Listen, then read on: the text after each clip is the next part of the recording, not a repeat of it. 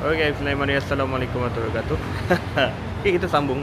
Tadi kita daripada Jam Gadang. Sekarang ni dekat Keropok Nita Sanjay, Keropok Sanjay Nita. Kita tengok jom keropok-keropok yang ada ni. Ni antara keropok-keropok raya dia. RM22,000 lebih kurang RM6. RM6 sepaket. RM6, RM7 lah, RM7. Ni ada sama. Enggak. Banyak juga keropok-keropok yang ada. Ni antara brand ni. Apa ni? Keropok Sanjay. Juga Jangget, bolado, jangget bumbu. Banyaklah. Aku tak tahu nak makan apa. Ni biasa. Pias kacang. Okey. Yang di sini special. Kepek ada ikan. Ikan apa ni kakak? Atau Ikan parang. Anak ikan parang. Anak ikan parang. Original ikan. Tapi awak tak payah takut. Kita betul-betul rasa ikan. Rasa ikan. Memang ada ikan. Ikan. Sekor-sekor ikan dapat. Dapat ikan sekor. Satu benda satu ekor ikan. Si ada lado, sambal belado. Bukan sayur. Baca. So, yang ni ini pun agak macam yang diperbarukan lah. Cuma dia tuangkan coklat macam tu je. Ni kita dah biasa jumpa Harga dia RM15,000. RM15,000 dalam murah ke RM15,000. Murah.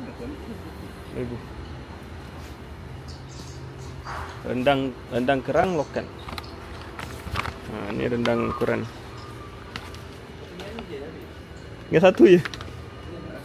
Special edition.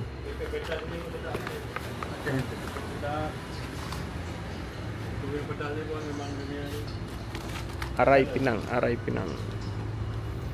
Ini keropok. Okey. Mana tester dia? Tak ada tester. Ni ubi jala ungu. Pasal ungu ni. Pasal ungu ni apa? Tapi lain lah. Ni. Oh, ni kacang tadi sayur. Ni ada ikan juga. Ni lagi besar ikan dia. Ni pun sama. Ikan seko. Ikan seko dapat pokok. Ini apa original ikan. Tak proses. Pokok ikan tak tipu. Banyak ke Tengok apa. Ni buat tokek. Jumpa tokek. Ni pisang salai. Kata dah. Pisang salai. Keropok ikan. Ni dia gulung-gulung. Lagi apa? Ni ikan ni. Ni macam apa? Sayur. Ni kacang, dia kacang. Tadi sayur. Ni kacang. Sedap juga. Kacang ikan.